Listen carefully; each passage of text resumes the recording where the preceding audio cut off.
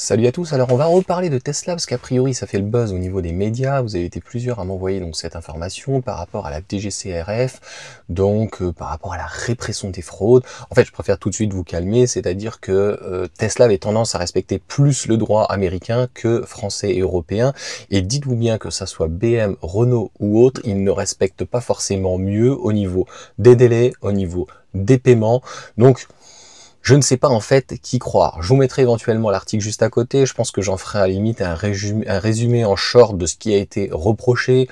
S'ils ne se mettent pas en conformité dans les 4 mois, ils devront payer 50 000 € par jour. Autant te dire que c'est une goutte d'eau. Maintenant, ça fait encore une mauvaise pub en fait pour la marque qui, oui, ne respecte pas non pas le client, mais c'est pas mieux, c'est pas pire, donc je sais pas quoi vous dire en fait, c'est pas une question. Voilà, moi-même j'ai été choqué que lors de la livraison tu signes avant et en fait t'as même pas vu le véhicule. Moi-même je suis choqué quand tu payes le véhicule ou que t'es tout signé et que t'as pas eu donc le véhicule. Mais bon, les autres c'est pas mieux, donc je sais pas quoi vous dire. Donc concrètement, les règles qui n'ont ou qui seraient pas respectées ou quoi que ce soit, c'est pas mieux chez les autres, je ne dis pas que c'est bien, et concrètement, c'est pas, il y a rien d'extrêmement choquant. Donc, la première des choses, c'est surtout que, bon, au niveau des délais de rétractation, etc., de bien communiquer. Soi-disant, bah après il faut lire, hein. Il y a des personnes qui disent que voilà, ils n'ont pas été réellement, on leur a pas expliqué quelle était de la conduite autonome, etc. Faut pas charrier hein, tous les éléments, etc. Donc tout est marqué donc sur Internet. Donc si les mecs en fait ils espéraient avoir un FSD alors qu'en option tu as les options juste en dessous, et je crois maintenant, donc je sais pas si c'est en Europe ou en France, mais je crois qu'aux États-Unis ça l'est, vous pouvez donc rajouter les petits accessoires directement sur le site internet donc de Tesla. Vous n'avez pas forcément besoin d'aller des accessoires sur des barres de toit, éventuellement donc des tapis, etc. Je tiens à rappeler quand même en termes de clarté, Tesla c'est pratiquement là-dessus les meilleurs. Vous allez dans n'importe quel garage Tesla, ils vous reçoivent, vous allez sur internet, vous avez un délai logiquement légal, c'est 7 jours je crois, ou c'est 14. Bref, vous avez un délai de rétractation, parce qu'à chaque fois ça change, etc. Ce qui est important, c'est que le prix qui est indiqué est le même partout. Donc c'est pas le cas forcément dans des concessions de différents constructeurs. Vous avez des frais donc d'immatriculation, etc.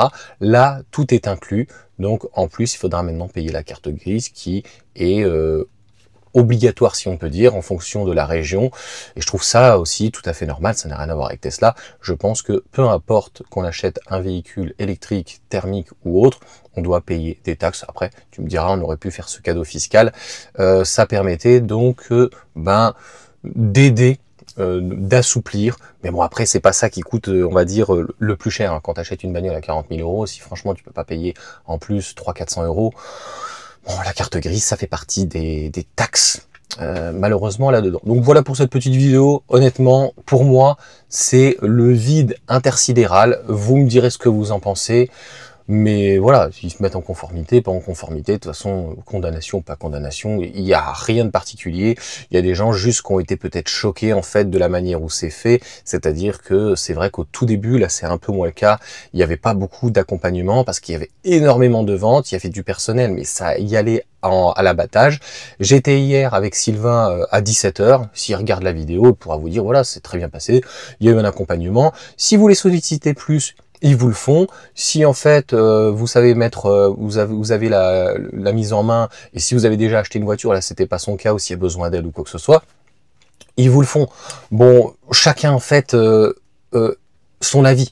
Par exemple, moi sur la Renault, au final, j'ai eu un accompagnement, il y a des trucs qui m'intéressaient pas, et par contre j'aurais bien voulu qu'elle m'associe la voiture avec le truc, ils ont pas réussi à le faire, et il n'y a pas eu plus d'accompagnement que ça. Je vais pas en faire tout un pataquès.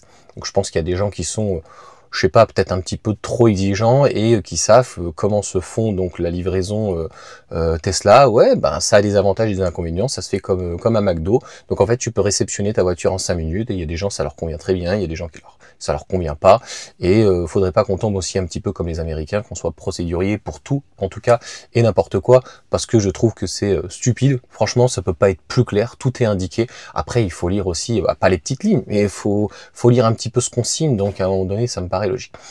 Voilà encore une fois donc pour cette petite vidéo, n'hésitez pas à mettre un petit commentaire, un petit pouce, donc à vous abonner, et en fait c'est plutôt encore une petite tâche, tu vois.